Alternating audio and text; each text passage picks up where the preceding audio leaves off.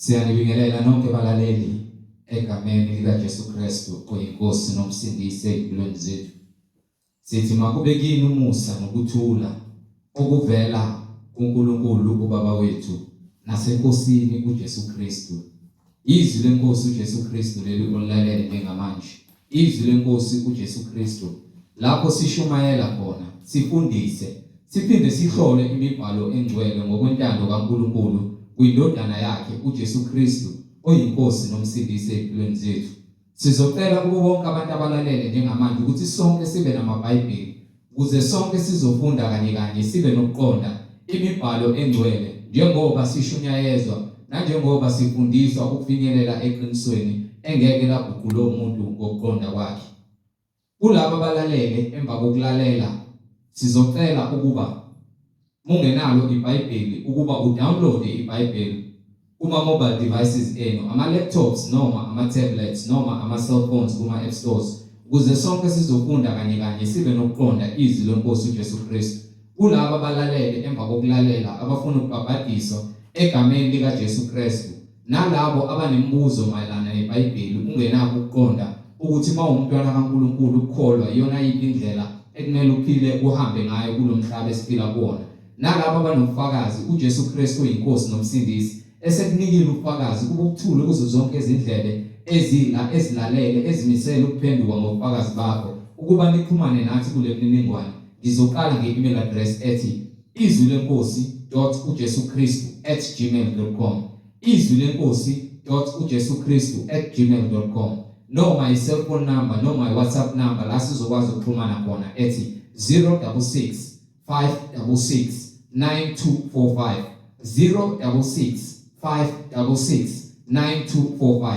Balaleli nani bazalwane, izintumayelo zonke ziyatholakala ku-YouTube lapho ungahlala khona phansi uphethe iBhayibheli lakho ulalelisise kube ngabe lokho okuzwayo kuyafakazelwa yini uJesu Kristu nemibhalo yonke engcwele. Ngabe lokho okuzwayo ngamadlebe akho uyafakazela yini umoya ongcwele njengoba konke esiholwa ukufinyelela ekuqondeni uholwa ngomoya ongcwele ngembhalo engcwele egameni lenkosi yethu uJesu Kristu. So ku-YouTube uzosearcha uthi izwi lenkosi uJesu Kristu, izwi lenkosi uJesu Kristu. Ungakhohlwa ukusubscribe, ungakhohlwa futhi nokupressa i-notification button ukuze ngaso sonke isikhathi uzoyithola izimfundiso ezisiholela kwinhlanzeko, imfundiso ezisiholela kukulunga kukaNkulunkulu egameni lenkosi yethu uJesu Kristu. Ungakhohlwa futhi nokusharisha i-link nezihlobo zakho, ikakhulukazi labo ohlanganyela nabo ngaso sonke isikhathi. Masithi siyahlanganyela egameni lenkosi yethu uJesu Kristu, sithi siyamdumisa uNkulunkulu ngomoya nangeqiniso ukuba sihlolisise yonke imfundiso esisuke siyifunda ukuba ngabe umoya ongcwele uyayifakazela yini. So ku-YouTube izwi lenkosi uJesu Kristu. Ake sivule ngomkhuleko simbonge Baba wethu osezulwini ngalesikhathi samanje nokuthi izwi lakhe liwele eziphefumulweni yethu naseyinhliziyweni zethu kwakheke umuntu lo ngaphakathi okuyena ngelinye ilanga yokubonana noNkulunkulu amdinga enganasice engenambimbi phambi kobuso bakhe. Baba wethu osezulwini, mangcweliswe igama lakho Nkosi uJesu. Umbuso wakho mawufike, intando yakho mayenziwe emhlabeni njengasezulwini. Usiphe namhlanje isikwa sethu semihla ngemihla, usithethelele amacala ethu njengoba nathi sibathethelela bonke abasonayo. Ungasingenise ekulingweni kodwa usindise kokubi ngokuba umbuso ungowakho namandla nobukhosi uJesu Kristu uyinkosi nomsindisi yena yedwa manje naphakade. Amen. Siyambingelela nonke balaleli kuzo zonke izindawo enilalele kuzona. Ngihamba nomfowethu umhlengi izoni ozobe sihola enaba kabanzi umoya ongcwele ekhazimuliswa kule ndawo egameni lenkosi yethu uJesu Kristu. Siyambingelela, shishisani nithatha amaBhayibheli enu kuzo zonke izindawo enikuzo. Amen. Amen. Siyambingelela bazalwane egameni lenkosi uJesu Kristu umsindisi. Amen. Amen. Siyambonga uNkulunkulu ukusenzela umusa ukuthi sikwazi ukuthi siphinde futhi sivakashe eVRYHEID kungekona uqonda kwethu kepha kungamandla akhe. Amen. Sithi uNkulunkulu akahlulwa lutho konke akwenzayo ukwenza ngamandla akhe nangokuqonda kwakhe nangesikhathi sifanele. sike sihlele izinto kepha uNkulunkulu uhlela kangcono. So konke akwenzayo njengamanje kuthina kukhulu ukuba akwenzeki ngamandla ethu. Kuningi esifisa ngabe kuyenzeka okukhulu kunalokhu, kepha uNkulunkulu wenza lokhu okulingene lesikhathi sikusona njengamanje, ukuze kube khona ubufakazi gcwaliseke konke ukulunga kwakhe ezintweni zonke. Singezi ukuzibona thina ngabantu abenza izinto zenzeke, kepha ngamandla akhe konke kuyenzeka. Amen. So ikona lokho okufunakalayo ke ihamba le ndlela le. Funakala ubekezele kunezimo ezikuficayo ezenza inhliziyo ingathokozi uhamba le ndlela, kepha uthi umoya engcwele uma amandla akho sephela buyela kuyena. Ngoba ukuthi ekupheleni kwakhe amandla khona uqhekeko noma i-gap esivuleka phakathi kwakho naye le angafuni ukuthi yenzeke. So ngaso sonke isikhathi uma sekufika lezi zikhathi ezenza ukuthi wena uzizwe ungaphelele, usuke sefuna ukuthi wena ubuyele kuyena, umfune ngenhliziyo yakho yonke, ukuze ke ezogcwalisa futhi ngamandla amasha, ezogcwalisa ngamandla amasha ubuyele esimweni. Ngeke ukwenze uwedwa, uyadinga ukuhambisana nabantu abahamba le ndlela ukuze ugcwaliswe. Ingakho sihlale sithanda ukuba kahle nabazalwane ukuze bengeze ukuzizwa sengathi babodwa, kepha bezwe ukuthi uNkulunkulu ukhona futhi usithanda sonke. Amen.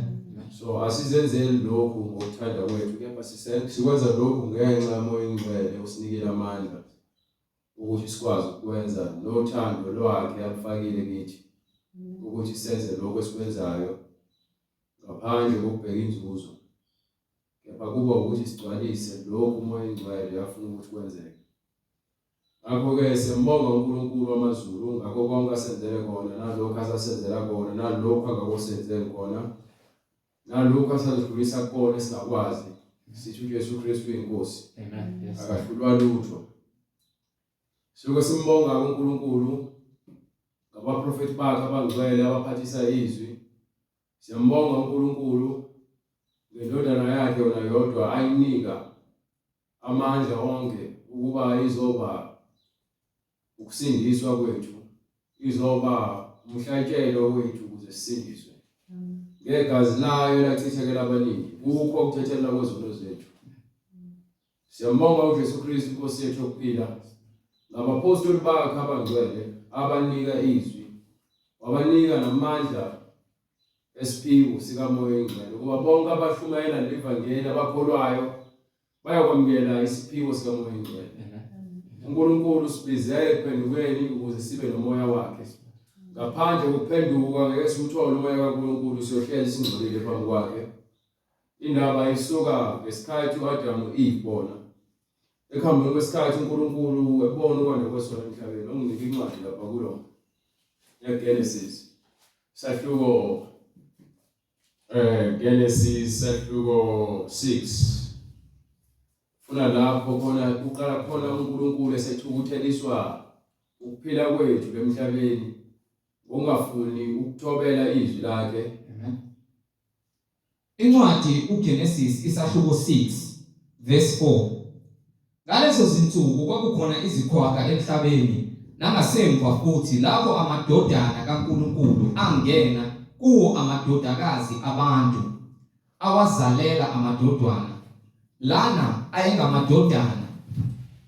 Kepha uJehova wabona ukuthi ububi bomuntu bukhulu emhlabeni nokuthi zonke izizinto zemicabango yenhliziyo yakhe zizimbi kanjalo.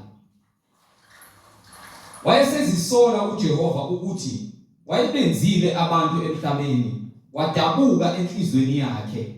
uJehova wathi, abantu engibadalileyo ngizakubachitha ebusweni bomhlaba, yebo abantu nezinkomo nezilwanyana ezinwabuzelayo nezinyoni zezulu, ngokuba ngiyazisola ukuthi ngibenzile. Kepha uNoah wayetholile umusa emehlweni kaJehova. Sibheke lapho umoya engcwele eveza ukuthi into emcasulayo ngathi thina abantu awuphinde Incwadi ngokukaGenesis isahluko 6 verse 1. Kwathi abantu beqala ukwanda ebusweni bomhlaba, bezala amadodakazi. Amadodana kaNkulunkulu abona amadodakazi abantu ukuthi mahle. So khona umehluko phakathi kwamadodana abantu namadodana kaNkulunkulu. Ukuba amadodana kaNkulunkulu izingelosi ezazithunyiwe ukuba zobaqaphele emhlabeni. Amadodana abantu ithina abantu. So umehluko yilowo. Uma leshuka nje iBhayibheli lithi kusho ukuthi izingelosi ezazithunyiwe ukuthi zizoba ngabaqapheli babantu emhlabeni. Zabona amadodakazi abantu ukuthi mahle base azithathela abafazi kuwo awathandayo. Kangafanele bathathe abafazi. Bona kumele bazogada abantu bese beqedile baphinde lapho bephuma khona. So bona base bebona bevuka izinkanuko base bethatha amadodakazi abantu bathatha abafazi ngale ndlela abafuna ukubathatha ngayo.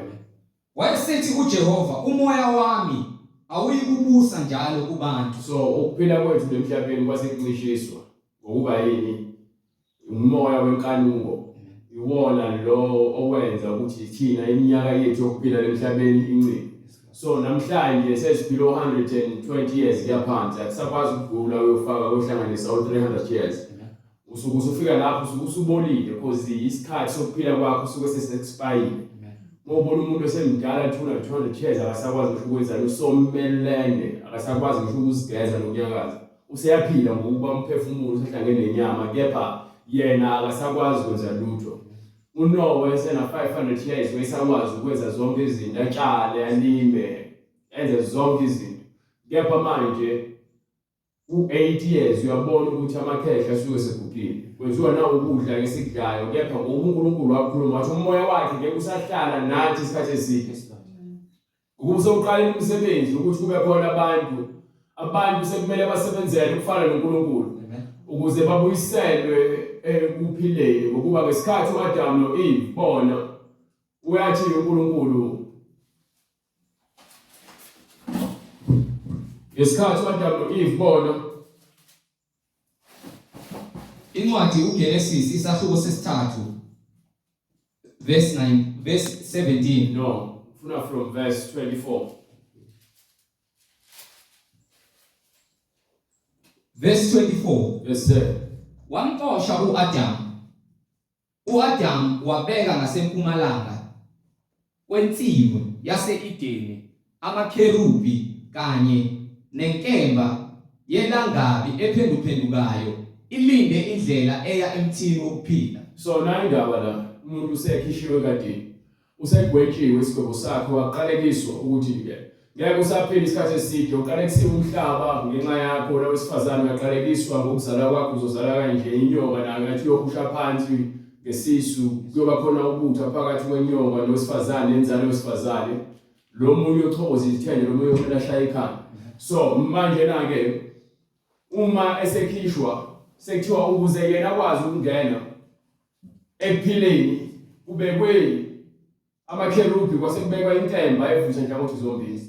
Le nkemba evutha nhlangothi zombili iyona le engeke sikwazi ukudlula kuyona ngokwenyama kuphela. Sifanele ukubuyiswa ngobungcwele ngokuba ubungcwele abusekho kuthina abantu.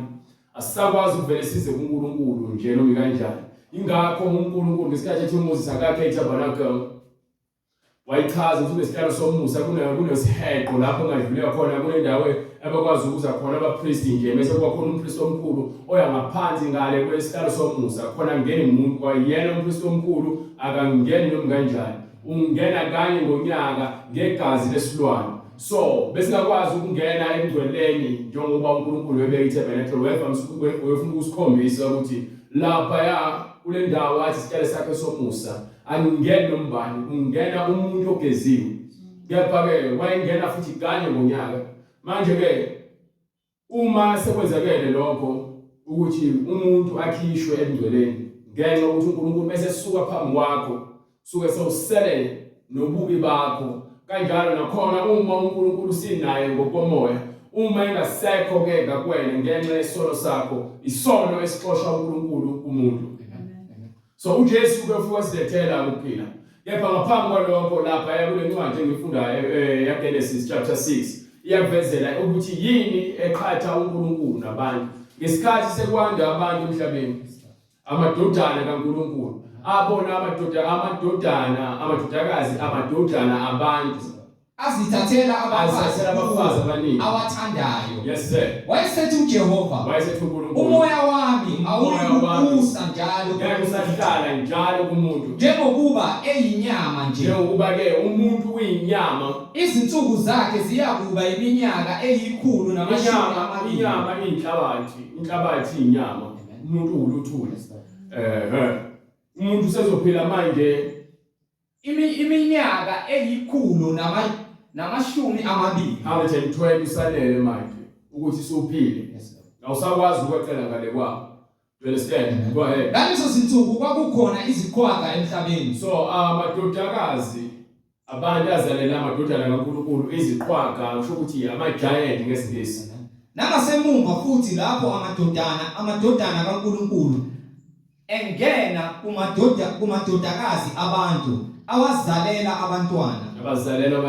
Lana engamadodana asendulo anamandla anegama lodumo.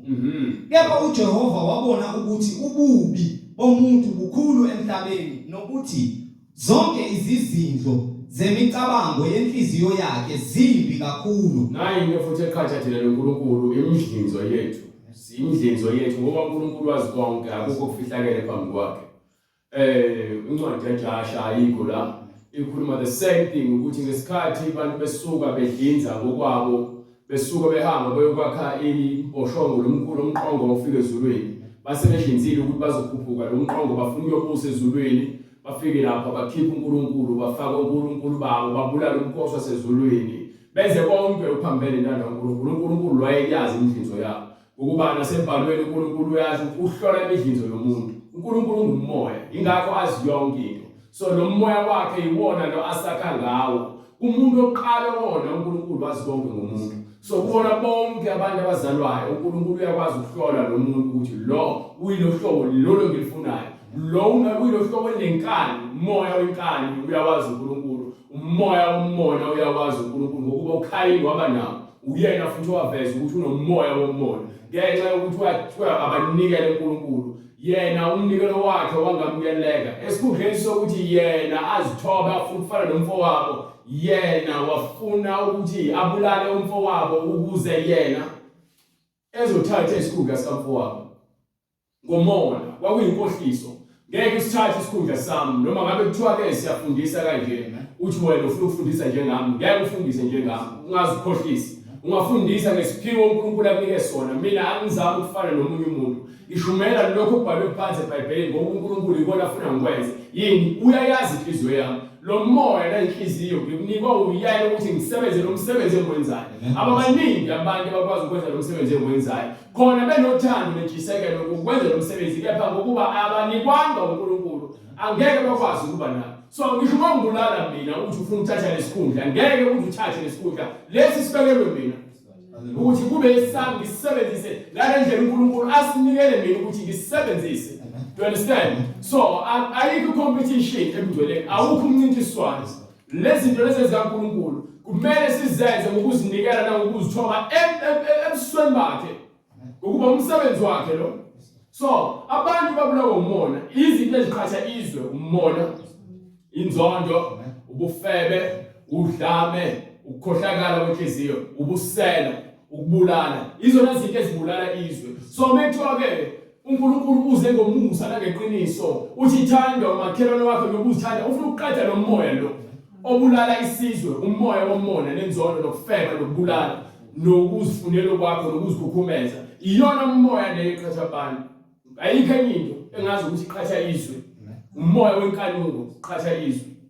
Umoya ngoba umuntu esigcwele inkanuko, umuntu ayigcwalisa inkanuko, athathe into engeyona yakhe ngenkani, aceba amacebo ukuthi enze into embi ukuze azuze into engesiyona yakhe ngenhloso yobubi, hayi ngobuhle. Ukuba mongenakho uyacela, mongakutholi yalikho icala.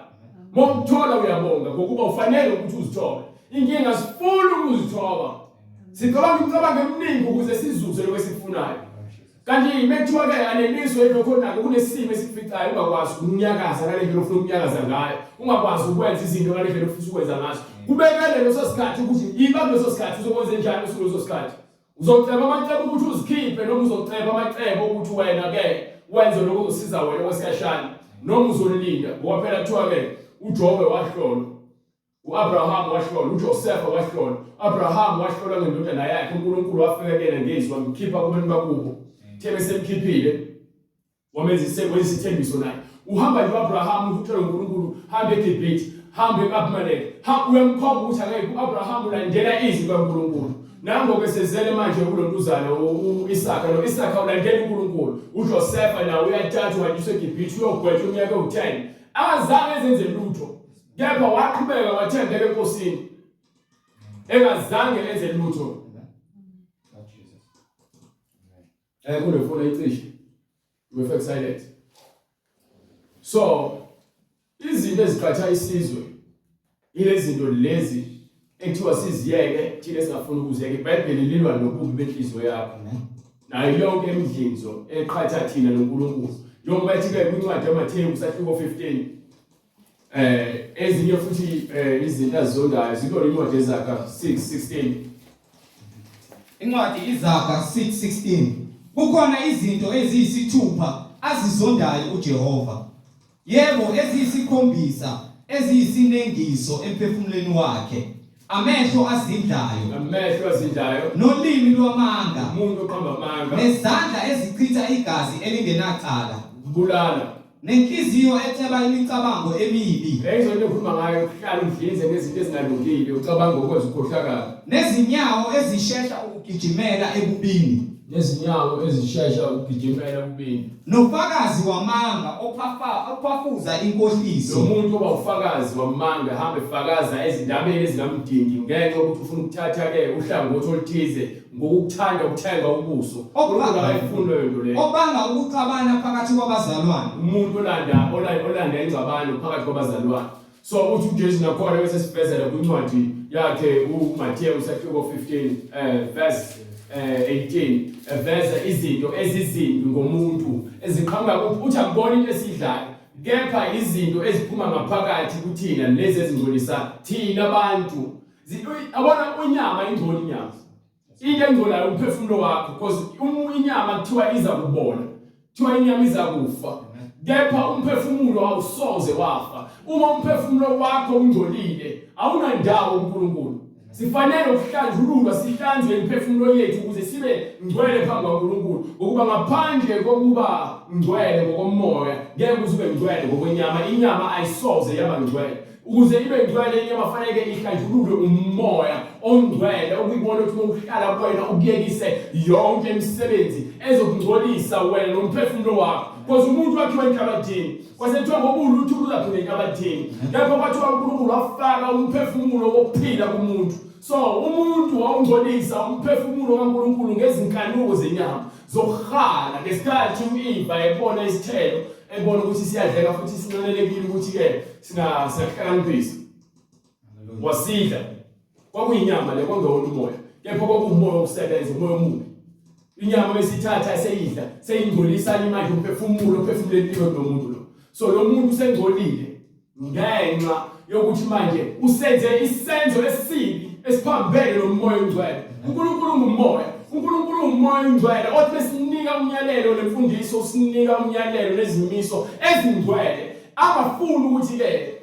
zakhe uqhekeko phakathi kwethu ngokuba uthi yena uNkulunkulu oluthando so ukuze sigcwalise uthando kaNkulunkulu kufanele senze lokhu uNkulunkulu athi sikwenze abantu abaningi baphakeme baziphakamisa ngenxa yokuthi babukela abanye abantu phansi lokho kwenza ukuthi ugcwaliseke nomoya kaSathane oqhekeko uma kuwukuthi ngempela uyafuna ukukholwa futhi uyafuna ukuphila impilo yensindiso kumele uzame ukwenza lezi zinto ezikhulu enyameni ukuze uthobise inyama yakho kuyiyona lenkani because imizwa yakho lenkani imizwa evukayo uSathane usebenzisa imizwa evukayo imizwa evukayo lona imizwa lokuthi ufuna ucathi phela imizwa yenzondo lo muzwa lovukayo wokuhleba ukuthi ubuka into ngathi ungagoba ukutshela umuntu into endlebeni umuzwa lo usukuvukela haleluya so imizwa leso umnyameni yavukelana.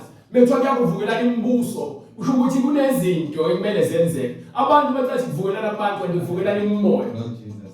Hallelujah. Thina sinabantu kumele bahlale ngoyingcwele. So kunembuso yasezulwini, kunembuso yasesigodlweni sobumnyama. Lord Jesus. So ngeke uzuyazi lo nto wena ungazange uzumazi umoya ingcwele. Umoya ingcwele uthi ufuna thina sibe nokuphila okuphakade. Imibuso yasebumnyameni ifuna kungabi khona ukuphila. Ingakho ke usathana kwenza ukuthi uzuvukela emakhelwane akho umbulala. Ingakho usathana ufike uvuna amakhelwane akho ukuthi wena umgwaze noma umnqume noma umfake upoison noma ukhulume kambi ngaye. Yini umoya ovukele lo. Awakazi ube yiloyo nto, awuzalilwanga kuyiloyo nto. Akekho umuntu othwazala eloSathane. Ngaba manga lo nto le. Imimoya levukayo endleleni. Akekho mavukelwa imimoya. Ngiyapha fanele simazi uJesu Kristu esimkhonzayo ukuze le moya sikwazi ukulwa nayo ngamandla kaJesu Kristu. Yes, Lord. You understand? Lord Jesus. Hallelujah. Ephushweni uSathane ufaka isandla sakhe enhliziyweni yami ndihamba nabanye. Uthe ebheka inhliziyo yami angazi bebukwane. Uyiphefumula ukuthi uNkulunkulu. Hallelujah. Ithi God baduba emva kwaloko basebehamba baflathela. Kwangani amandla kumina. Mengena amandla kumina. Bangigcwalisa ngathi ngamemeza kakhulu, ngamemeza kwaphahla amaglasi kwena nabo bafaya yonke into.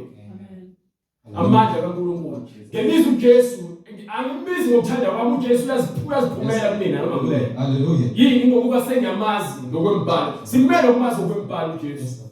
Yes, Lord. Ubuzwa imimoya ukuthi uzolwela ubani ephushweni yabahlala ukuthi uJesu Kristu. Yes, Lord. Bayaduba bayahamba. Yini ngokuba uJesu uyamazi. Uyakholelwa ke. Ayabona ukukholwa.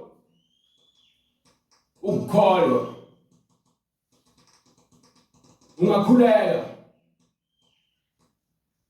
Kepha uma ayiphili impilo omngcwele wisigqila sikaSathane. Amen. Yiloko engifuna ukusho. Ungathandaza noma ungaphila impilo omngcwele, ungathandaza uSathane yasondele bona uyayiphila impilo omngcwele. But uma ke uthi wena uzokwenza kodwa ushiyo kodwa kakhulukazi lokho okuphila umngcwele kubona ukwenza ube weak nasemkhulekweni. Kepha uzoba strong emkhulekweni nasemngcweleni wena ugqoke the full armor. Ugqoke sonke isivikelo sobungcwele. Yes, Lord. You understand? Kusukela kusigqoko sakhona kuze kuma breastplate noma lokho sesifubeni nesengalweni nesenyaweni uphethe lenkemba. Bonke umoya omngcwele esikhuluma ngaye uyakhazwa uNkulunkulu ukuthi ke ufuna umazi lengqondo yakho uphila yena enhlizweni yakho uthanda yena. Nase yabona ukuthi uboshwa ngayo okhalweni ukuthi ngisho wena uboshwe yeqiniso. You understand? Imilenze yakho nayo ivikelwe. Uhamba kuphi phezulu kwamazwi akhe. Ulwa ngani boulwa isihlalo sakho uyena. Into olwa ngayo ulwa nemimoya yizwi lakhe liyinkemba. Lona lisika yonke into, lisiphula yonke into. Izwi kaMoya Ngcwele. Izikhathi ezinzima zifikela nombani. Azikhethi buso bamuntu. Sifanele futhi ukudlula kuzona sihlole njengegolide omlilweni. Ngoba ngaphandle kokuhlola njengegolide omlilweni, ukholo lwethu ngeke alisoze la confirm ngokuthi siyakholwa ngempela. Phela ukuze sikholwe ukukholakala ukuthi siyakholwa fanele sifane noJobe. Sibekezelele ukugula. Excuse me. Sibekezelele ukuhlupheka. Sibekezelele ukuthukwa. Sekuthiwa ayisekho into yakho. Ngoba uyamazi umkhonzayo. Yabona uma uthu uyafa, akusho ukuthi wena kumele ngifake imali ngizofaka kahle. Uma ufele enkosini uzofaka kahle, because ucebile kuphe enkosini. Kunokuba ucebe enyameni kepha uthola ukuthi ufile emphefumulweni uzothi mawufa uzobufele kuphi ekufeni kwasekufeni kokufa kwaphakade. Amen. Umehluko yilowo akufani ukuthi ke ayimengife ngathi ngafa ngicebile. Uzosiza ngani? Unakho konke ucebile uyafa. Ufa embedeni lapho khona ubufeba noma ubuphinga. Naye imoto yakhe ilindile ngaphandle la umlilo womuntu, umlilo womuzi uyangena wena uyakufika embedeni. Ufile ucebile uhamba ubamba inkunzi. Uyathakatha uthwele kepha ke bese ufa uyofela emanyaleni. Kungcono ufela ehluphekeni kwasemhlabeni kepha ucebile ngokukamoya. Lokho ngiyakuncamela ngoba manje usho ukuthi lo ongenile lamanzi ukuthi ke uma unesinkwa sokudla noma unokudla lempahla zokugqoka nendokulala lokho kwanele ukuba sifuna imali sifuna indleko nje lokho papa kuza nezilingo ufuna ukuguqula inhliziyo yakho ungene ezilingweni nasemgibeni nakho konke okubi ozokholela ekutheni wena ugcine sokusigcina sesona ungasathandi. You understand? Go ahead. Incwadi ngokuka Mateyu isahluko 15 verse 18. Yes sir. Kepha okuphuma emlonyeni kuvela enhlizweni khona okungcolisayo. Lokho ke kuyakungcolisa umuntu. Yes sir. Ngokuba enhlizweni kuvela izizinto ezimbi. Inhliziyo iveza imidlinzo emibi. Ukubulala, ukuphinga, ukufebe, ukweba, ukufakaza amanga, ukuhlambalaza. Yilezo zinto ezingcolisayo umuntu. Uma ngase siyeke lezi zinto lezi ukuthi singakwazi ukuthi sisondele emngcoleni. Uma ngase siyeke lezi zinto lezi ezibhalwe la phansi eBhayibhelini. Uma ngase siloke sinqontula zona, sikhipha zona, silwela ukuthi zisuse lezo zinto.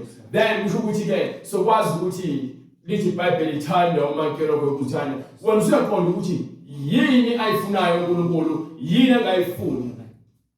Ingakho ethi lapha kwincwadi bengaphosisi incwadi yeZakha sahluko 4. Incwadi yeZakha sahluko 4. Qala from verse 5 noma 4. Wafundisa wathi kimi. Yes sir. Inhliziyo yakho mayibambe amazwi ami. Inhliziyo mayihlale amazwi kaNkulunkulu. Gcina imiyalo yami. Gcina imiyalo kaNkulunkulu. Uphile. Zuza ukuhlakanipha. Zuza ukuqonda. Ungakhohlwa. Ungakhezuki umazwi omlomo kaNkulunkulu. Ungakushiyi kuya kugcina. Qhubeka right. Ungakushiyi kuya kugcina. Kuthande. Kuya kukulondoloza. Uqala kokuhlakanipha yilokho. Zuza ukuhlakanipha. Zuza ukuhlakanipha. Yebo ngakho konke. Yebo. Okutholileyo. Ukhiye. Ukho konke okutholayo. Zuza ukuhlakanipha. Lithi iBhayibheli ukuqala kwakho kokumesaba uNkulunkulu. Yes sir. Uqala ukumesaba uJehova uqala ukuhlakanipha. Melithi futhi uNkulunkulu wathi kumuntu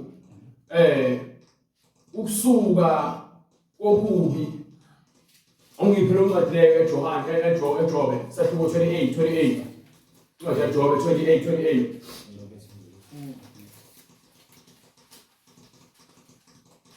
Incwadi ngokaJobe isahluko 28 verse 28. Yes sir.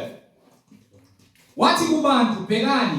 Ukwesaba inkosi. Ukwesaba uNkulunkulu. Lokhu kungukuhlakanipha. Ukusuka ebubini. Bese uyeka ukwenza ububi. Kungukuqonda. Lokho kungukuqonda. So sifuna lezo zinto uNkulunkulu mesimazi ukuthi ufunayo sokwenza lokho akufunayo. Bese sazi ukuthi uNkulunkulu yini angayifuni, wena engakufuni. Uma sowufunda iBhayibheli emva kokuzwa lezi zinto, uyobe soqonda ukuthi uNkulunkulu wenza izibonakali, wenza imfanekiso ngalezi stories ezikhona zibe isibonelo ukuthi kahle bawunangani abantu kuNkulunkulu. Yini ekhathathile loNkulunkulu. Uma sesazi lokho sesiyabheka masifunda iBhayibheli ukuthi uNkulunkulu lo wona kayindekuyena. Futhi uNkulunkulu akayifuni leyo nto leyo. Lo wenza kahle. Futhi uNkulunkulu ufuna ngenze kanje. Uyabona ukuthi umoya ngcwele usekhuluma nawe direct. Awusangidingi mina. uNkulunkulu usekhuluma nawe. Usuyazi ukuthi yini ayifunayo, yini angayifuni. Mina bengikhuluma lezi wena libo amen ngokuba usuyamazi uNkulunkulu ukuthi yini ayifunayo, yini angayifuni. Incwadi amaHubo isahluko 15 verse 1. Glory to God. Jehova ngukuhlala etendeni lakho na. Yes sir. Kubani oyakwakha entabeni yakho ubani ozokwakha entabeni kaMoya oNgcwele. Yilowo ohamba ngobuqotho, ohamba ngokwendlela efanele, owenza ukulunga, nalowo owenza amazwi kaNkulunkulu, okhuluma iqiniso enhliziyweni yakhe. Ohlezi ekhuluma iqiniso ngokuba yazi inhliziyo iqala ikhohlise wena. Inhliziyo ungumkhohlisi. Wena kuthi uzikhohlisa omunye umuntu nasokhohlisiwe wena sekuphelile ngawe. You understand? That's why le ncwadi le yamanye yathi uqala esibili Timothy sahluko 3 from verse 12. Isho the same thing la. Yoba ngikhuluma ngokuthi inhliziyo yakho iyakhohlisa wena. Wena uthi uqamba ukhohlisa omunye umuntu wena vese eqediwe ngawo, uSathane seqedile ngawo. Do you understand? Ukuthi ngesafika bamanga usathana seqedile ngawo. Usathana uqeda kathula ngomuntu ufuna uqala convince wena ukuthi wena ukhohliseke. Amanga agcwele inhliziyo yakho. Hallelujah. Umesatheni lapha kwincwadi lenkosana. Hallelujah. Incwadi ngoMahubo isahluko 15 verse 3. Ongahleli ngolimi lwakhe. Ongamoni umngani wakhe. Ongamhlazi umakhelwana wakhe. So umuntu onothando lokuthanda umakhelwane kube zithanda yena akasoze wamona umngane wakhe nomakhelwane wakhe akasoze wakhuluma into ukuze azuze uzoba uyebo no amen ungabi khona uzoba ngaphezulu kwalokho ukuze kuzuze wena nokukhohlakala kwakho. So le ncwadi engifunayo lapha ya kwincwadi yaTimoteyu wesibili isahluko 3 from verse 12 ikhuluma ngakho ukuthi umuntu bese eziconvincile wazitshela ukuthi yena uzokhohliseka noma ufuna ukukhohlisa omunye umuntu usuke sekukhohlisiwe yena uqobo lakhe sekuphelile. So wenza isenzo bese sibulele yena usefuna ukubulala umakhelwane wakhe ngamanga. Umuntu oqamba amanga unamanga ngoba usefile inembeza wakho ushiswe ngensimbi eshisayo. So manje usekhipha lesenzo so lo moya manje ufuna ukuphuma kuyena usufuna ukungena komunye umuntu lo moya lo wenkohliso. You understand? Incwadi yesibili kuTimoteyu isahluko sesithathu verse 12. Yebo bonke abathanda ukuhamba ngokumesaba uNkulunkulu. Bonke abathanda ukumesaba uNkulunkulu. uKristu Jesu. uJesu Kristu. Bayakuzingelwa. Basakuzingelwa. Kepha abantu ababi nabakhohlisi. Abantu ababi nabakhohlisi. Bazakuqhubekela phambili ebubini. Izwake. Ababi nabakhohlisi bazoqhubekela phambili ebubini. Bedukiswa. Shuthi boyena sephelile ngaye. Yini esengalunga kumdukisi ngokuba yena umsebenzi wakhe manje usevumile ukuthi mina lo umsebenzi wami ngiyadukisa. Akusekho kuzisola. Fana umuntu obulala igazi omina okhitha igazi ebulala abantu athi ngathi impukane noma intuthwane. Akusekho nembeza ke. Usefile ushilo nembeza wakhe. Useyenza lento njengazi ukuthi udlala ibhola, uma udlala ibhola uyalithanda ibhola ukudlala ibhola. So lokubulala abantu kuyena sekumdlalo. Moxabana naye nje kumele wazi ukuthi ngeke lishone wena noma ngeke use usaphila. Ngenxa ukuthi yena ukhitha igazi sekuyinto engenamsebenzi ke. Usefile nembeza wakho usahlala usewubulele. Uzoqhubeka ande ekwenzeni okubi. Do you understand? Uzorecruit aqashe abafana abancane azobafundisa ukwenza lento yokubulala. Bona abafana abancane befuna ama-28 ama-26 because babona le mpilo engathi imnandi. Labo bhuti baphila impilo esheshayo. Kepha le ngosuku olunje usefile sekumele kuthathwe yena kuzofakwa yena esikhundleni ngoba bayakhuliswa kulo moya lo obubi ukuthi bande. Bengizobeni yabo uqhuma ibhamu bayacelebrate kepha bayaphansi abafilele. Akho kuphumula kubona imphefumulo yabo ikharisma yemali igazi lonke abalithethile lihleli imali ndile. You understand? Akuyona lo umdlalo kuphela. Amanga lenkohlisa lona umdlalo. Ingakho ngamele wenze ngakho bonke samandleni ukuthi amanga uwagweme. Suka mandeni. Because waqala wakhuluma amanga asengenile. Wakhuluma amanga asengenile. Ungena kwamanga kuthatha iminyaka noma uthatha isecond. Waphimsana igama lamanga sawungenile amanga sawumqambi manga wena. You understand? Amanga nje amanga. Lord Jesus. Ngiyakho usathana wakhishwa yini inkohlisi ezulwini. Phazima kweso wayesephumile. Nathina ukungcwele bese sifuna ukungcwele. uNkulunkulu uqhaliswa imidlizo yakho losuku usungasamcabangela socabanga lokhu kwakho. uNkulunkulu bese lokho eqhela. Uzibone ngazi ukuthi awusenakho ukungcwele noma uNkulunkulu akasakufuni kanti wena. So uvumelene umoya lo wongena. So uzicabangela wena. Kenzeke kuthina sonke. But ngalomusa lesithola ngoKristu kufanele sithi sikwazi ukubona lezo zinto ngokuba sinikiwe amandla ukuthi sizibone lezo zinto lezo. Ingakho kuthiwa kufanele sisondele kuyena uNkulunkulu. Understand? Ithi incwadi yaIsaya isahluko 56 from verse 6.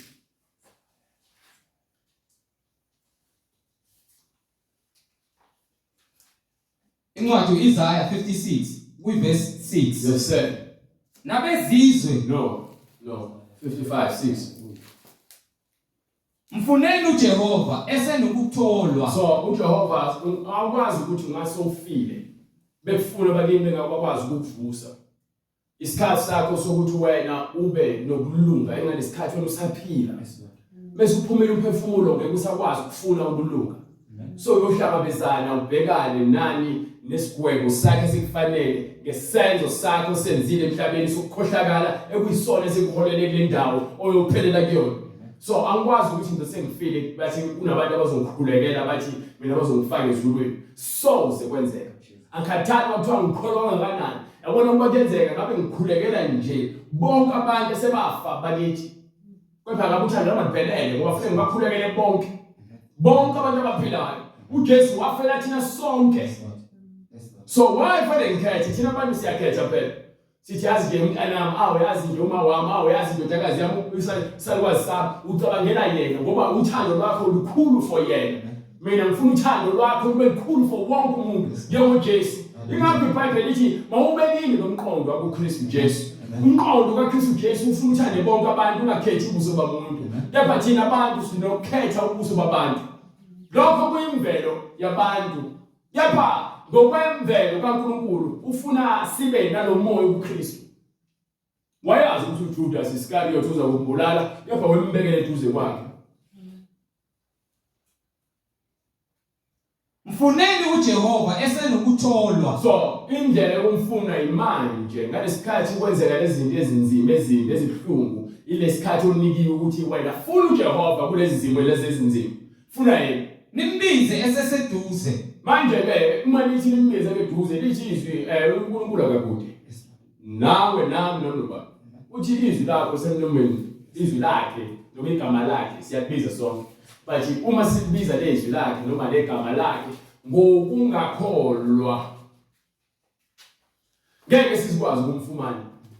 So simbiza lo ngoba nakho siyakholwa izwi lakhe. Incwadi efundwa umbhemi okuthiwa this eunuch umthelo wesiZulu. So lo mbhemi ufunda incwadi uhamba ngenqola kuma eJerusalem. Ufunda incwadi yaIsaya ukuthi uJesu bambulala kanjani. Kuyisiprofeto leso kwamele kwenzeke. So uFilip uthi uyomoya ingcwele ukuthi hamba endaweni ukuthi ufike ume lapha emva kwalokho uthe besemini kwathi uhamba ulandele yanqola umoya ngobulandela umoya ingcwele enthungu bese efika khona apha eduze kwenqola nombhemi uyafunda. Uyambuza ukuthi uyayiqonda lento efundayo ukuthi lo munye cha ngizoqonda kanjani ngike naye umfundisi. So abantu abaningi banamaBhayibheli inkinga yabo abambulele because abanayo umfundisi nomuntu ozobambulela lezi zinto ekumele baziqonde ngokamoya. So usebuza ukuthi ke ngabe le ndoda lena ikhuluma ngayo noma ikhuluma ngomunye umuntu. Wayesevula umlomo le ndoda ngoba yasethi ayagibele enqoleni bahlale nayo. Yavula umlomo yayisemva kwalokho yamfundisa ngoJesu. Ithe besimfundisile ngoJesu bahamba baqhamukela kuphi emanzini. Bebefika emanzini yasithela indoda Kwathi sebehamba endleleni bafika emanzini. Incwadi Zenzi sahluko 8 verse 36. Kwathi besahamba endleleni bafika emanzini. Umthenwa wathi bheka nanka amanzi. Kwalani ukuba ngibhabhathizwe? Yini yavimba ukuthi mina ngibhabhathizwe na? uFilipu wathi kuye uma ukholwa. Ngabe lapho yini yenza ukuthi abantu bavinjezeleke ekutheni babhabhathiswe? Uma ukholwa. Nina abantu alibhabhathisiwe anizange nize niphenduke. Ngoba yini? Anizange nize nikholwe ilokhu kubhalwe phansi. Nikholwe ukusho abafundisi. Ningena emasontweni nifake izandla maphaketheni osituthe nifike ehlale phansi lapha nithi ngizokholwa nelalela. Uyaphuma futhi uyahamba ekhaya same thing. Uyabuya futhi next week. Akhona ukuthi nje ethi thenge iBhayibheli. Yaphuthi uyokhoza uNkulunkulu. Bakholwa ngemlomo. Yaphi inhliziyo zabo zikude naye. So uthi lo uma ukholwa ngenhliziyo yakho yonke. Ngenhliziyo beyizolonto leyo. Akukholwa ngomlomo. Ukholwa ngenhliziyo. Uma ukholwa ngenhliziyo yonke. Ngenhliziyo yakho yonke ungenziwa. Ufanele ungene emanzini ngoba usuyakholwa ngakho ngikhana lithi mfuneni uJehova esanokutholakala. Ingoba yisona isikhathi manje ukuba useduze nawe. Uma uzothola izwi lakhe lihlale enhlizweni yakho ukholwe bese ungena emanzini. asungenele emanzini uphuma usuyisidane esisha ithini incwadi yesibili seKorinte sahluko 5 verse 17 ngifuna ukukhombisa yona usuphuma emanzini usuyisidane esisha usuzizelwe kabusha ngoba manje ingqondo yakho seyikhuzekile sokuyaqonda manje ukuthi lokho ukholwa ngayiphi indlela you understand incwadi yesibili kwabaseKorinte sahluko sesi5 verse 16 verse 17 verse 17 kanjalo uma umuntu ekuKristu uyisidalwa esisha useyisidalwa esisha okwakuqala kudlulile so awazi ukuthi uzothi wena ke usumusha kuKristu kepha awufuni ukudlulisa usukuyenza lokho usukuzilebazisa usukuganga usumosha isikhathi sakho wamosha isikhathi sakho wamosha ubungcwele bakho ungafika unikwe isiphiwo samahala sokuphila ubhizi ubambelela wena kulokhu angazi yini eyenza ukuthi umuntu athi ufuna ukuphila ukulunga kepha futhi aphinde abambelele kulento embambezelayo ukuthi abe nokuthula abe nempilo elungile yini Kulo inomoya lo omncane ngegama likaJesu Kristu futhi awufuni ukubambelela Jesu Kristu ngenhliziyo yakho yonke uzinqaba uzidele wena akekho obhekana nesimo esibi akekho obhekana nesimo esinzima kepha ngabe lokuphi ukholo lwakho umbuzo wami lokuphi ukholo lwakho mele ulowo pho wayo uvumela lento ibambelela nemuva waphela uphethe inkemba ngisho wena uphethe uJesu uphethe inkemba wena nqabuni ama-case ngenkemba kule nkemba ibambelele kwena ingayona yaNkulunkulu Jesus yini uma ukholwa inhliziyo yakho yonke konke kuyenzeka inhliziyo yakho yonke konke kuyenzeka akukho usathane angakumelana nawe ngakho ngenxa ukuthi wena ukholwa ngenhliziyo yakho yonke ukholwa vele uzufane nesilimo kepha ekholweni wakho ilapho khona ukwazi ukugcwalisa amandla kaNkulunkulu kuwena ebuthakathakeni bakho uthi ke umusa wami ukwanele incwadi yesibili yaseKorinte sahluko 12 verse 9 ufuna understand ukuthi uzophinde futhi unginike lencwadi yaseRoma sahluko 11 emva kwaleyo ncwadi incwadi yesibili kwabaseKorinte sahluko 12 verse 9 yes sir yathi kimi umusa wami ukwanele ngokuba amandla ami apheleliswa ebuthakathakeni kwakho uthi uNkulunkulu umusa wakhe ukwanele so usho nje ngoba ngabe kuthiwa kunzima kangakanani yena umusa wakhe awusoze waphela uma uzomfuna manje uzinikele kuyena manje umusa wakhe wanele thina zonke ngokuba amandla akhe apheleliswa thina ngalesikhathi kunzima kuthina singenakho ukuthi soya ngalaphi noma sothini kubani bese athi yena amandla akhe lapho afuna ukuthi apheleliswe kuba nami ngalesikhathi ngikuthaka emzimbeni ilapho khona kwazi ukusebenza kumina ukuthi ngikhulume kubantu amagama namazwi okuphila lomhlaba ngalokho kunalokho ngijabulile ukuzibonga so ngokuthakathaka bami ngikuthaka ukuthi uNkulunkulu ufanele ngisondele kuyena ukuze akhombise amandla akhe kumina uma ngizoba buthaka bese ngikhela noNkulunkulu mina ngiyabaleka uNkulunkulu ngiyozinikela kuSathane uSathane uzogcwalisa izinhlaluko zakhe ngami bese qedile yokuthi uthatha ushepisi uhlafuna ugwini uthatha uqedwe uhlafuna ushepisi bese uthatha ulahle lapha kanjalo uSathane uza kuwena nesidingo sokuthi ufuna ukukusebenzisa bese uphelelwe isidingo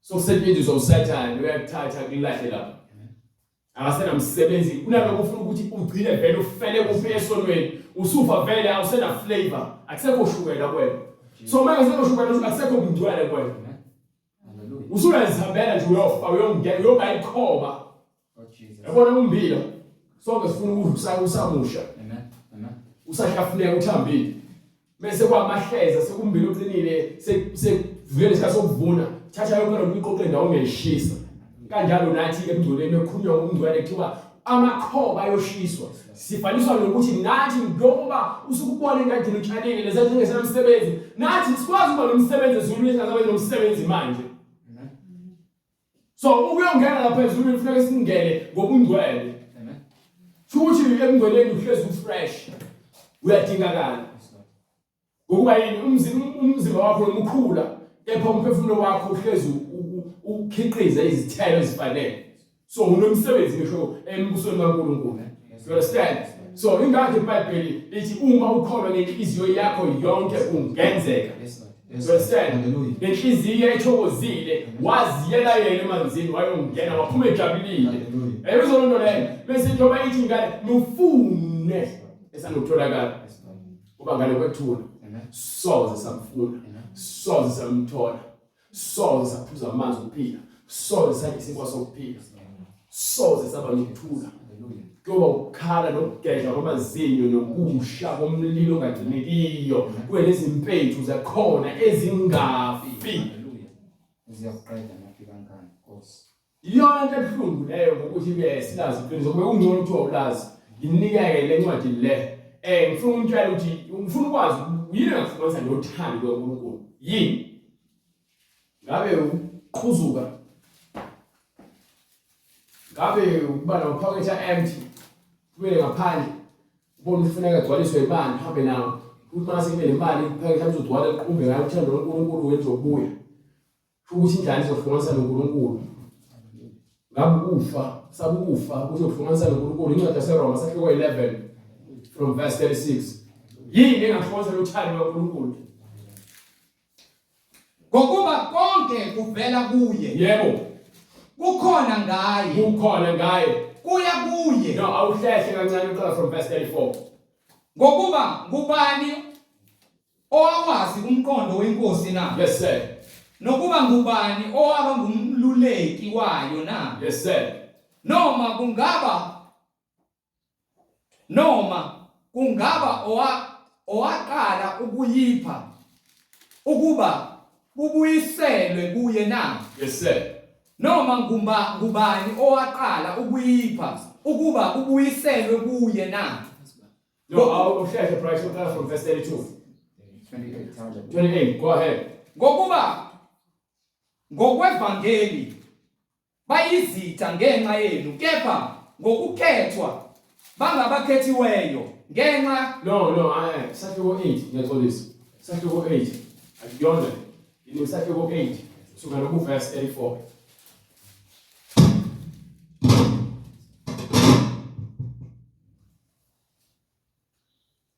Incwadi kwaSeRoma isahloko 8 verse 34. Yes sir. Ngubani olahlayo na? Yes sir. uKristu Jesu owafayo yebo impela owavusa kwabafileyo. Yes sir. Ongakwesokunene sikaNkulunkulu nguye osinxuselayo. Uyena osinxuselayo. Ngubani ozabasehlukanisa nothando lukaNkulunkulu na? Ubani umzwabilo ubani ongasehlukanisa nothando lukanani uthando lakho for uNkulunkulu umbuzo yilo ubani noma yini engokuhlukanisa nothando lukaNkulunkulu lungakwanani uthando lakho for uNkulunkulu noma ukuthanda kangakanani ukulungiswa ukuthanda kangakanani iqiniso ukuthanda kangakanani ukuthanda umakhe wakho ngokuzithanda wena ukuthanda kangakanani ukulunga ukuthanda kangakanani ukuthembeka waphela lo siyamkhonza uthembekile uthi igama lakho uthembekile so uma siza kuyana nathi sifanele ukuthembeka you understand go ahead noma ukuhlupheka noma ngabe kuthiwa uhlupheka angeke ukwahlukanisa nothando lwaNkulunkulu noma ukubandezeka awusoze wahlukanisa nothando lwaNkulunkulu noma ukuzingelwa noma ngabe kuthiwa bafuna ukukubulala lokho ngeke kwahlukanise nothando lwaNkulunkulu noma indlala noma ngabe kuthula mbile lokho soze kwakwehlukanisa uma uthanda ngokweqiniso soze kwakwehlukanisa nothando lwaNkulunkulu noma kuhambaze noma kuthi uhamba nqunu awunazi impahla zokugqoka lokho akwenzi ukuthi wena wehlukane nothando lwaNkulunkulu noma ingozi noma ngabe kuthiwa uvelela ingozi noma inkemba na noma ngabe kuthiwa bafuna ukukunqama umqala ngenkemba kulotshiwe ukuthi ubhalwe phansi lokhu ukuthi ngenxa yakho sibulawa usuku lonke ngenxa Nkosi yethu uJesu Kristu silungiswa usuku lonke. So kukhishwa lo moya wokwesaba, kukhishwa lo moya wokuzifunela, kukhishwa lo moya wenkanuko ukuze silungele yena. So uma sibulawa ukuthi siyafa nje ukufa, sihlele umphefumulo inyama. Kusho ukuthi ke siyabulawa umsebenzi yenyama. Bethiwa ke usuyalungiselela kusho ukuthi ke wena fanele usale kuyile ndlela uNkulunkulu akufuna ngayo phambi kwakhe. Understand? Sithiwa izimvu sifana naye uJesu waba yimvu yabomhlatshelo. Sonke sifanele ukuba imhlatshelo kuNkulunkulu. Kepha akawuthatha umhlabelo onesici, onesihla nambili. Ufuna umhlabelo ongcwele, ongenakusoleka, ongenabala. Understand? So uma sihlezi la sifanele ukulungiswa isono kukhishwa lomoya lofunakali sibulawa usuku lonke ngenxa yomngcwele. Understand? Go ahead. Kepha kukho konke lokho siyanqoba nokunqoba, siyakwazi ukunqoba ngoba sithandayo, ngoba sinqoba ngothando. Yabona mesithanda uNkulunkulu uyakwazi ukuthi uthande umakhono wakho. Ngeke ngisho nje yini ngokuba uma uthanda uNkulunkulu uthanda ungananazi, ungaloku futhi ubeke izizathu umuthanda. Thanda ngathi usilile. Amen. Ngoba naye usithandile sisayizona. Wasithanda ngaphambi kokusekelwa komhlaba ukuthi sibe ngcwele, sihambe othandweni kuyena. Amen. Uthando lakhe yilo hlobo lothando. Kepha uma wena uyazilahla wena ngoba awufuni ukuthandwa wena. So ngeke ukwazi ukuthanda umakhelwane wakho wena ufuna ukuthandwa wena. Ngoba wonke umuntu onayo unqaba uthando. Wonke umuntu onayo wenqaba uthando. Kwaye ngiyakholwa ukuthi nakufa nakuphila, ukufa nokuphila, nazingelosi nababusi, nakho okukhona, nakho okuzayo, nalokho okuzayo, namandla, nakuphakama, nakujula, nanto enye edaliweyo, ayikuba namandla okusahlukanisa nothando lukaNkulunkulu olukuKristu Jesu inkosi yethu. Ayikho into engawasho uthando uNkulunkulu, uthando luqiniso. Amen. Akukhathalekile ukuthi ngabe kuthiwa yini obhekene nayo. Ithi incwadi ikhala kuJesu. Amen. Bheke ithi incwadi yoqala kaPeter noma uPetru sahluko 5 verse 7 sesivala ngayo nje. Sikhuluma ngakho ukuthi ezikhathini zonke ezinzima incwadi itshela ukuthi ikhala kuJesu. Noma ngabe kuthiwa usaphimiseni ukuba ngumsindo, kepha inhliziyo yakho ayikhala kuyena. Noma kuthiwa usaphimisela amagama senyakaza izindebe, kulungile khala kuyena. Ngoba khona zonke izimo, khona le nkulunkulu ukuthi uvula umlomo uyasinda umlomo. Kepha inhliziyo iyafuna ukukhala uNkulunkulu. Mekuthi kuphuma inyembe zodwa maziphumele kuyena, uyayazi inhliziyo yakhe ngithi. Exactly ke nako ukhala kwakho uyazi ukuthi inyembe zakho zakusulwa ngoba uyazi ukuthi ukhalelayo. You understand? Incwadi ke yokuqala kaPetru sahluko sesihlanu verse 7. Yes sir. Phonsani izinkathazo zenu zonke. Masithathe izinkathazo zethu zonke phezu kwakhe, sizibeke phezu kwakhe, ngokuba uyanikhathalela, ngokuba yena uyasikhathalela. Qondani, fanele ukuthi sihambe ngokuqonda, nilinde isitha senu, futhi sihlezi sigadile isitha. Usathane sihamba njengebhubesi elibhodlayo. Uhamba njengebhubesi, ukuthi uhamba ngebhubesi elibhodla elambile. Sifuna esingamgwinya, ngoba ibhubesi elisuthi ungadlula lihlele lilele lapha engawusunyakaza ngoba ilisuthi alisiboni isidingo sokuthi ngafuna ukudla wena. Kumele hamba libhonga kusho ukuthi nawe ukuzisa isakho bese sikhali lokhu uzamula njalo. Ukuthi siyo imlambile ukuthi cha uyazi ulambile.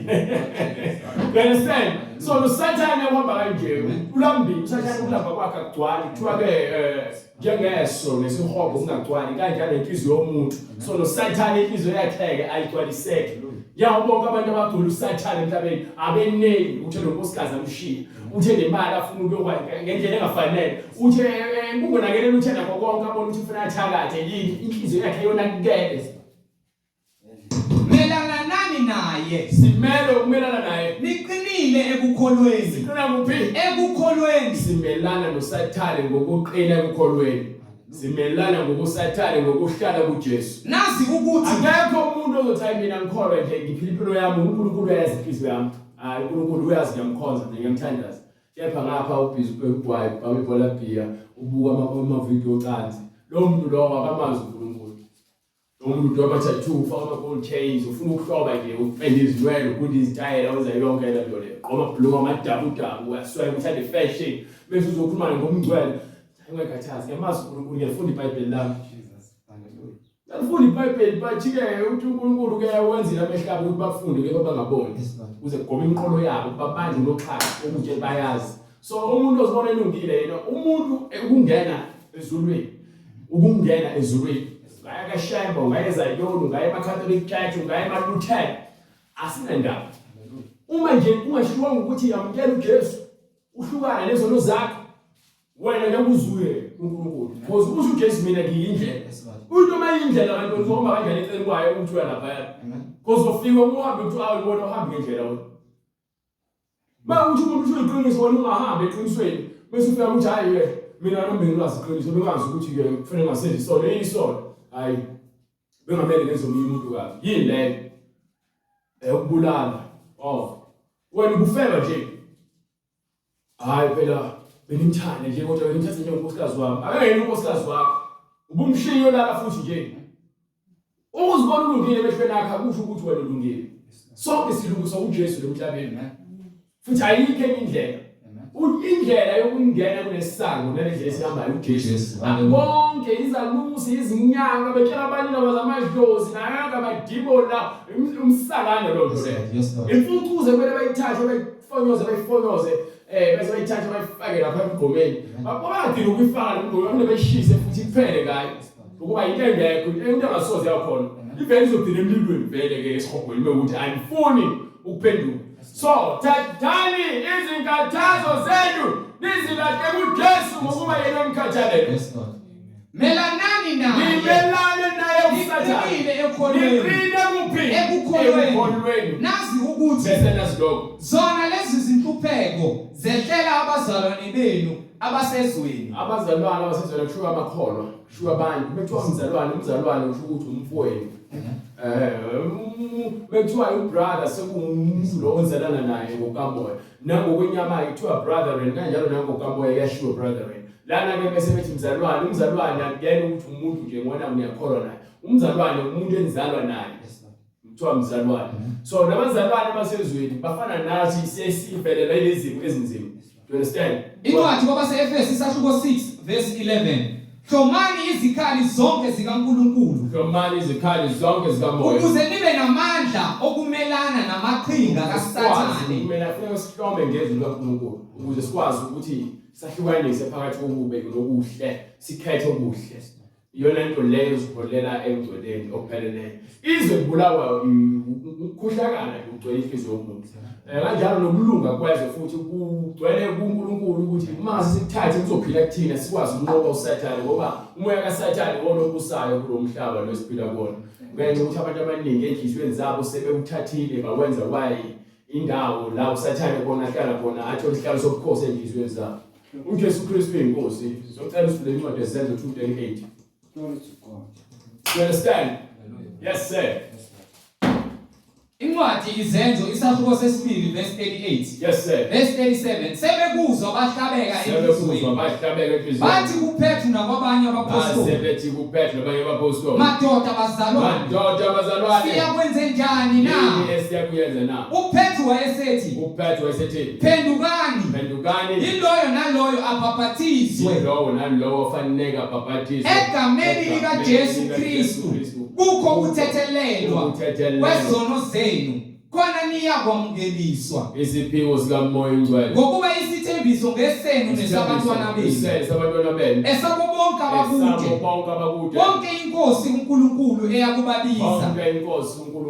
eyakubabiza so uma ushumayela inkosi uNkulunkulu uyakubiza ungabe usojubizwa yimina anginalo ibandla soze kaba nalo ngiyashumayela ngoba inkosi uNkulunkulu uyakubiza ukubizela kuphi eBhayibhelini lakho uliqhale ubheke lento ukuthi ngabe labantu abakhulumayo ngezwi likaNkulunkulu yafakazelwa yini into abayikhuluma bese kuphuma uNkulunkulu ngalokho ukuphola kwakho kube sekuvela ngezwi izwi likaNkulunkulu eliphansi evalweni hayi izwi ngami uthi ungana wazi hey vula iBhayibheli lakho zisindiseni kulesizukulwane esiphambene ngingasoleka phambi kwaNkulunkulu ngemsebenzi yami engahlangene nokuthi ngafundisa amanga ngamane ngisoleke ngokwami kusethe kepha ngokuthi ngafundisa amanga lokho ngingafela ngoba ngifuna unembeza wami ube msula phambi kwaNkulunkulu methiwa wona la kepha wakhuluma iqiniso kodwa wasekufeni kube ukuthi lokho ngakwenza futhi ngakwenza ngokukhululeka ngoba angisabi ukukhuluma iqiniso ngiyalithanda futhi noma sekukhulunywa kumina because iyakungikhulula ukuba angizange ngithole iqiniso ngoba ngishumayela nje ukuba ngizange ngivume iqiniso ngoba ngiyazi imibhalo ngaba kunaso isambulo sikaJesu Kristu ukuba ngawumuntu othanda amanga nokuthandwa abantu ngizama ukuthi ngibe ngikhuluma ngicophe isisoka yakhe kusize ngalutho mosha isikhathi sakho. Hallelujah, glory to God. Now abafuna ukubhaphatha usegameni likaJesu Kristu bayosithinta kule mininingwane abayibonayo ku screen. uNkulunkulu uyokuyazi indlela ukuthi sifinyelele kumina sibhaphathise egameni likaJesu Kristu. uNkulunkulu uyasebenza, uNkulunkulu abantwana bakhe ababiza hlangothi zonke ukuba beze eqinisweni bamukele ivangeli bangene emanzini egameni likaJesu Kristu. Namanje bazalwane siyanibonga ngomusa kaNkulunkulu nangothando lwakhe ukuba niqhubeke nihlale ezwini kaNkulunkulu nimfune ngenhliziyo zenu zonke uzagcwaliswe mina nonke ngamandla akhe egameni likaJesu Kristu. uJesu Kristu uyinkosi. Siphinde sibonane futhi ngogqibelo uNkulunkulu evumile. Amen. Baba egameni lenkosi yethu uJesu Kristu uNkulunkulu onamandla, siyabonga uNkulunkulu onamandla wena osilungisayo. Siyabonga Nkosi ukuba ukukhanya oze ekhanyeni uze kube imisebenzi yobumnyama idalulwe. Siyabonga Moya Ngcwele ukuba wena oveza konke okuzondayo okuyisinengiso phambi kobuso bakho okuvimbela umuntu Nkosi axhumane nawe ahlale kuthempeli lakho uNkulunkulu onamandla, ahlale ngokuba Nkosi uyabuza noDavid ukubani uyohlala ethempelini lakho. Wena Nkosi uJesu Kristu uyasazisa ukuba Nkosi kumele sibe nenhliziyo engenakho ukusoleka. Babusisiwe abanenhliziyo ehlanzekileyo ngokuba bayombona uNkulunkulu. Sigcine uNkulunkulu onamandla usebenze Moya Ngcwele enhlizweni zethu, singazikhohlisi siphatha igama lakho ngezindebe zethu, kodwa Nkosi ukulunga singakufuni emphefumulweni yethu. Ngokuba Nkosi siyacela ukuba singabi nabaphatha izwi lakho ngemilomo yethu, kepha izinhliziyo zethu zibe ziqhambuka sizinikele kuSathane kuyena Nkosi osimangalelayo imihla namalanga. Siyacela Moya Ngcwele usihlanze, siyacela Nkosi uhlolisise inhliziyo zethu kuba kuwo wonke imhlinzo nemicabango Nkosi uJesu Kristu engakujabulisi wena. Sithi ngegama lenkosi yethu uJesu Kristu siyacela Nkosi ukukhanya kungene ngaphakathi ekudluleni kweinhliziyo zethu nonembeza wethu, ukhanyise Nkosi uJesu Kristu isibani izwi lakho Nkosi lisimpule lonke ukukhula, ngokuba Nkosi asifuni ukuholelwa emlilweni la siyoshiswa khona, ngokuba kuba singaliphathanga izwi lakho ngomoya nangeqiniso, asihambanga ekungcweleni ngenkambo yokungcwele nangokulunga. Egameni lenkosi yethu uJesu Kristu khazimulisa Nkosi uJesu, intando yakho mayenziwe empilweni zethu. Siyazinikela Nkosi ukuba imizimba yethu eyithabernacle yakho, hlolisisa Nkosi ukuthi yikho konke ongakuthokozisi ukhiphe empilweni zethu. Hlolisisa Nkosi njengoba izwi lakho selikhulunyiwe, makuba uwena Moya Ngcwele osebenza konke ukulunga empilweni zethu egameni lenkosi yethu uJesu Kristu manje naphakade. Amen. Baba mlondolozi wena umingalo baba